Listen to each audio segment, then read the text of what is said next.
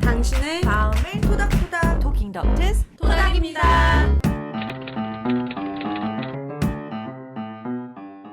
안녕하세요. 토킹 덕트스 토닥입니다. 구독과 좋아요, 댓글과 알림 설정 부탁드립니다. 오늘은 신경성 식욕부진증, 소위 이제 거식증이라고 네. 많이 알려진 거에 대해서 얘기를 하려고 하는데, 그 이유는 생각보다 되게 많은 사람들이 가벼운 거식증 증상을 앓고 있거든요. 그래서 그거에 대해서 좀 얘기를 좀 드리려고 해요. 네. 이제 외래를 보다 보면 음. 처음에 우울감이나 이제 불안감으로 진료를 받으러 오셨는데, 얘기를 이제 심층적으로 면담을 하다 보면 이게 굉장히 자기 체형이나 체중에 대한 압박감을 느끼는 이제 여자 환자분들이 되게 많으신 거예요. 그래서 제가 물어보죠. 그러면 키 몇에 뭐 체중이 몇이냐 물어보면 상당히 키에 비해서 체중이 별로 안 나가시는 분들이 많고, 그래서 뭐 그 체중을 유지하기 위해서 어떤 거를 하는지 좀 들어보면 상당히 많은 노력을 하는 거예요. 그래서 예를 들어 뭐 18시간 금식을 유지한다든지, 뭐 눈이 오나 비가 오나 뭐 몸살이 나거나 하루에 1시간에서 2시간 운동을 꼭 무조건. 유지를 하고, 많이 먹었을 경우에는 토한다든지 아니면 관장이나 뭐 이뇨제 같은 거를 뭐 사용을 하신다든지, 그런 것들을 계속 지속을 하고 있고, 그런 생활 패턴 자체가 이런 우울감이나 이런 거에 영향을 상당히 미치고 있더라고요. 그렇죠. 먹는 게 사람들한테는 되게 중요한 욕구 중에 하나잖아요. 기본적인 욕구, 어렸을 때부터 내가 가지고 있는. 근데 그게 충족이 잘 안 되다 보면, 그러다 보니까 이제 우울하거나 불안해지는 분들도 있고, 우울하거나 불안해서 혹은 자기의 자존감이나 이런 성취 이런 거를 위해서 이제 먹는 걸 제한해서 내 몸으로 이제 겉으로 보이는 모습이니까 그렇게 하시는 분들도 있는 것 같아요. 물론 뭐 거식증을 진단하기 위해서는 진단 기준에 있는 이런 증상들은 여러 가지가 있기는 하지만, 거식증의 가벼운 형태를 가진 사람들은 꽤 많은 것 같아요. 우리나라에. 뭐 다른 나라도 그럴 수 있겠지만 특히나 이제 우리나라에는 그런 사람들이 많은 것 같고, 얼마 전에 제가 나 혼자 산다를 봤는데 거기에서도 이제 유희 씨가 본인이 거식증을 가지고 있었다 이렇게 얘기를 하신 걸 봤었거든요. 정말 정확한 거식증 진단 기준에 뭐 100% 맞지 않더라도 기본적인 이 거식증의 어떤 뭐 가벼운 증상들이나 그쵸. 이런 그런 것들을 패턴을 음. 보이는 사람들이 많다는 얘기잖아요. 그 체중이 뭐 저체중이나 아니면 정상이나 고체중이나 뭐 이런 것들을 이제 볼 수 있는 거는 키와 몸무게를 이렇게 비례해서 볼 수 있는 체질량 지수로 이제 재기는 하잖아요. 저도 예전에 이제 막 중고등학교 때도 그 체질량 지수 이제 막 계산해가지고 봤는데 분명히 나는 표준 몸무게로 들어가 있는데 왜 이러지? 막 약간 그랬던 적이 있었었는데, 그러면 제가 알기로는 이제 저체중이 18.5 이하인 경우가 이제 저체중이라고 알고 있어요. 그러면 이제 그 이하인 분들이 이제 많으시다는 이야기이신 거죠. 그러니까 뭐 18.5 미만인 경우도 있지만, 많은 경우에 이 18 후반에서 19 초반 요 언저리에 있어요. 그러니까 뭐 아주 의학적으로 따질 땐 저체중이다라고 속하지 않을 수 있지만 거의 저체중에 해당되는 분들인 거죠. 예를 들어서 뭐 20대 여자분이 키가 뭐 163cm에 50kg다. 실은 그런 분들 되게 많잖아요. 그리고 그걸 막 과도하게 한국에서의 기준에서는 그게 막 말랐다고 하진 않는데, 실제로 저는 항상 이제 얘기 들으면 이 체질량 지수를 이렇게 계산하거든요, 외래에서. 그럼 그게 한 18.8 뭐 요 정도 되는 거예요. 그러니까 실제로 굉장히 체질량 지수가 낮은 그쵸. 거죠. 사실 뭐 타고난 체형은 여러 가지인데, 원래 마른 분들은 어느 정도 정상적인 음식 섭취를 하고 과한 노력을 하지 않아도 이 정도가 유지될 수 있는 분들이 있어요. 그렇지만 그렇지 않은 이제 선천적으로는 마른 체형이 아닌데 체질량 지수 19 이하를 유지한다고 하는 건 사실 정말 어려운 일이거든요. 정상적인 어떤 노력에 의해서 유지되기 굉장히 힘든 부분이 좀 그쵸. 있죠. 그러면 그 신경성 식욕 부진증, 거식증에 대해서는 어떻게 진단을 내릴 수 있을까요? 제일 중요한 거는 일단은 건강하기 위해서 필요한 체중에 이제 도달하지 못했다는 거. 그러니까 저체중이라는 얘기인 거죠. 그리고 체중 증가에 대해서 엄청난 두려움을 갖고 있어요. 그래서 예를 들어 아침에 공복에 재고, 점심 먹고 체중 재고, 저녁 먹고 재고, 그러니까 이렇게 계속 반복적으로 확인하는 경우도 많고요. 그리고 뭐 예를 들어 전날 평소보다 많이 먹어서 뭐 500g이 늘었다. 그러면 굉장히 불안해하고 그거에 신경을 써하고, 그 늘어난 체중을 줄이기 위해서 다음날 전혀 뭐 물마저 섭취를 안 한다든지, 아니면 운동을 2시간, 3시간 한다든지. 저는 실제로 본 경우는 그 15층 아파트에 살고 계셨던 분인데, 그걸 하루에 올라갔다 내려갔다 6번 한 거를 본 적도 있어요. 거식증은 그래서 음식을 아예 제한을 하는 제한형이 있고요. 폭식을 하고 나서 구토를 하거나 아니면 이뇨제나 관장을 하는, 그러니까 그런 약물들은 남용을 하는 폭식 제거형이 있어요. 먹은 거를 상쇄하기 위해서 그렇죠. 이렇게 보상 행동을 하는 거죠. 그렇죠. 뭐 먹은 걸 뱉어내던가, 뭐 아니면 관장을 통해서 뭐 아래로 뱉어내거나, 세버린다거나. 운동을 한다거나. 네, 저도 아는 분이 계셨는데 그분은 이제 먹은 거를 없애기 위해서 음식을 섭취할 때 씨를 같이 먹어서 실이요? 네, 씨를 같이 아. 먹고 다 먹은 다음에 씨를 뽑아서 구토를 하고 약간 이렇게 하시는 분까지 본 적이 있었거든요. 그분도 굉장히 마르셨었는데 자신이 이제 마른 거에 대해서 인지를 전혀 못 하시더라고요. 그 외에 네. 거식증 이렇게 찾아보면 사진이 하나 뜨는데 거울을 보고 있는 내 모습이 있고 나는 정말 말랐어요. 되게 그 막대처럼 말랐는데 거울에 보이는 내 모습은 진짜 이렇게 뚱뚱해 보이는 모습? 그게 되게 그 거식증을 찾아보면 이렇게 나오잖아요. 그런 본인 인지를 사실은 왜곡을 해서 하는 거죠. 그래서 진단의 핵심 중 하나가 자신의 체형에 대해서 객관적으로 못 보는 거예요. 그게 중요한 진단의 핵심 중에 하나고, 내가 엄청 말랐는데도 말랐다고 생각하지 않고 더 살을 빼야지. 이렇게 옆구리에 실은 가죽밖에 없는데 이제 만져지지도 않는데. 병동에서 가죽밖에 없는데도 이거를 찝으면서 거보시라고 이거 지금 살이 이렇게 찝히지 않냐고 이렇게 물어보시는 분들도 계셨어요. 이분들한테는 체중이 너무 중요해요. 너무 중요한 요소예요. 보통 우리는 강 선생님은 몇 킬로를 안 넘었으니까 훌륭한 사람이에요 이렇게 그쵸. 우리 얘기하지 않잖아요.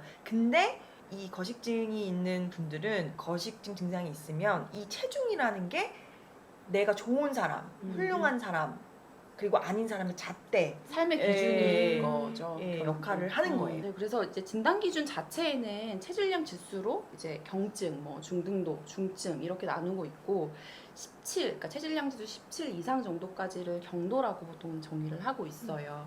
17 아래로 떨어지면 마른 것이 눈에 확 이제 보이죠. 완전, 그러니까 저 한 번 본 적이 있는데 그런 경우는 실제로 너무 너무 아픈 것 같다라는 느낌이 들 정도로 확 이제 눈에 띄고, 워낙 이제 우리나라의 여성의 미적 기준이 마른 체형으로 이제 설정이 되어 있다 보니까 사실 17 후반대나 18 중반 이것도 사실 되게 마른 체형이거든요. 그렇죠. 근데 그것도 문제가 있을 정도로 말랐다라고는 얘기를 안 하는 거죠. 그러니까 내가 그 저체중의 기준 언저리에 있기 위해서 일부러 이제 음식을 제한을 하고 피곤한데도 억지로 이제 운동을 한다던가, 그럼 만약에 이제 많이 먹고 나서도 계속 토하거나 뭔가 그런 약물을 이용해서 네네. 그런 거를 빼내려고 한다고 하면 그거는 이런 거식증에 대해서 조금 의심해보고 점검할 필요가 있긴 하겠네요. 네. 그리고 아주 흔하게는 외래에서 선생님 제가 이전에 어떤 비만 클리닉에서 이런 약들을 처방받았는데 선생님 처방해주세요 하시는 분들이 되게 많아요. 엄청 많아요, 엄청. 근데 이제 그래서 이제 그러면 무슨 약을 먹었는지 이제 가져와라 해서 이제 처방전을 보면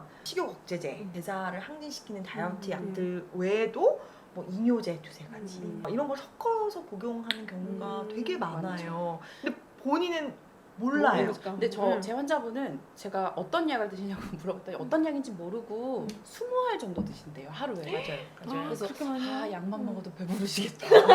아니 실제로. 맞아요. 그래서 맞아요. 그런 효과를 위해서 그렇게 드리나? 이거 절대 뭐 다이어트 약을 잘못했다고 말을 하는 건 아니지만 약간 물론 이제 나름대로 처방을 해주시는 선생님들의 뭐 그게 있겠죠. 너무 과하다는 느낌이 저는 사실 좀 들더라고요. 그리고 약을 짧게만 복용하는 게 아니라 아니라. 1년을 맞아요. 그 약을 계속 복용했다고 하는 분도 제가 저는 너무 많이 봤어요. 왜냐면 생각해보세요. 필요하지 않은 의학적으로 필요하지 않은 이뇨제를 1년 이상 복용을 했다고 생각을 해보세요. 그게 몸에 얼마나 안 좋겠어요. 그런데 그 약을 못 끊어요. 왜냐면 아까 얘기했듯이 나는 원래 마른 체형이 아닌데 예를 들어 나는 체질량 지수가 20일 정도 유지되는 걸로 타고난 몸이에요. 근데 그거를 억지로 식구 아래로 유지시키려다 보니까 내가 그냥 안 먹고 운동하는 것만으로 안 되니까 이제 외부적인 약을 먹는 거잖아요. 왜냐면 이게 외부적인 약 없이 현실적으로 불가능하니까. 문제는 약을 먹다가 끊잖아요. 그러면 억지로 그 약이 이 뇌에 작용해서 식욕을 눌러주고 있었잖아요. 그 약을 끊으면 비정상적으로 식욕이 확 올라가는 거예요. 이뇨제도 마찬가지예요. 억지로 몸에서 물을 계속 빼다 보니까 이뇨제를 끊으면 이게 확 붙는 거예요. 음. 그러니까 약을 또 다시 먹는 거고, 그러니까 음. 약을 계속 먹어야 되는 이런 악순환들이 그쵸. 반복되는 거죠. 그리고 우리 몸에서는 결론적으로는 그런 약을 먹어서 뭔가 빠진다. 뭐 그게 우리가 생각했을 때 그냥 소변이다. 뭐 혹은 대변이다. 이렇게 생각할 수 있겠지만 그 안에는 되게 중요한 성분들이 들어가 있거든요. 우리 몸을 유지하는 데, 그러니까 건강을 유지하는 데 필요한 전해질 수치. 그러니까 뭐 소금 수치라고도 많이 얘기를 하시는데 뭐 소금, 칼륨 뭐 그런 되게 우리 몸을 유지하는 데 필요한 되게 중요한 그런 수치들도 같이 빠져나가게 되고요. 그리고 우리 몸에서 이제 다른 이제 균이 들어왔을 때 면역력을 유지시켜주는 균이랑 막 싸울 수 있는 백혈구라는 수치가 있는데 그것도 떨어질 수 있고, 그 다음에 뭐 혈소판 수치라고 해서 빈혈이나 우리 이제 피를 응고시켜주는, 그러니까 피를 멎게 해주는 그런 수치도 같이 그냥 다 빠져나가 버릴 수가 있어요. 그럼 그런 것까지 다 낮아지면 사실은 정말 삶을 제대로 유지할 수 없는 상황이 될 수가 있는 거죠. 그러니까 몸에 너무 해로운 거죠. 해로운 이게 거죠. 기본적인 어떤 뭐 균이랑 싸우는 것도 없어지고 이제 우리한테 몸에 필요한 부분들이 이제 이 필요한 영양소를 공급받지 못함으로써 이게 굉장히 이제 좀 악화가 되는 거죠. 그래서 그 정신과 질환 중에서 그 사망률이 가장 높은 게 이 거식증이라는 이야기를 들었어요. 네. 네, 맞습니다. 거식증을 그래서 정신과에서는 가장 위험한 병 중에 하나라고 보고, 거식증이 있는 사람들이 같은 연령대에 비해서 거식증이 없는 사람보다 치사율이 12배가 높다고 보고되고 있고, 아까 강지원 선생님이 얘기했던 여러 가지 이제 이런 전해질, 몸에 소금이라는 뭐 소금도 있고 나트륨도 있지만 칼륨도 있고 여러 가지가 있는데, 그런 것들이 몸에 이제 빠져나갔을 때 있는 여러 가지 현상 중에 하나가 이 부정맥이 올 수가 있거든요. 그러니까 사람들이 오해하는 게, 특히 거식증 걸리신 환자분들이 오랫동안 이거를 유지를 해야지만 몸이 이제 이런 큰 문제들이 있다고 생각을 하시는데, 저는 2년 만에 갑자기 부정맥으로 사망하시는 분들 얘기도 네. 들었거든요. 네, 그래서 네. 지금 굉장히 위험한 병입니다.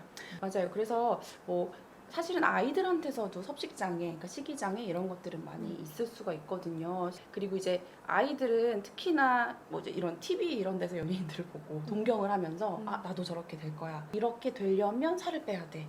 이렇게 이어지는 경우들이 꽤 많거든요. 그러다 보니까 이제 자기도 모르게 이런 과도하게 운동을 너무 많이 한다든지 혹은 이제 음식을 너무 많이 제한한다든지 그러다가 이제 거식증이 생기는 경우들이 좀 있는데요.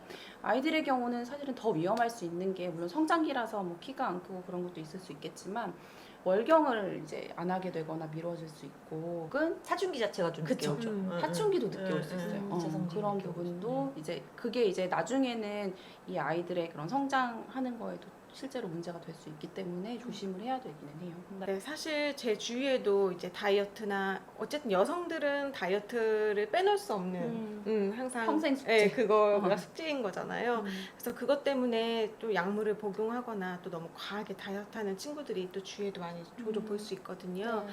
오늘 영상을 통해서 이런 무리한 다이어트가 얼마나 몸에 안 좋은지 또 이거에 대한 위험성에 대해서 좀 많이 이해하시고 자기 몸을 조금 더 소중하게 생각하고 건강을 유지할 수 있기를 네. 바라겠습니다. 오늘 토킹은 여기까지. 토닥입니다. 감사합니다.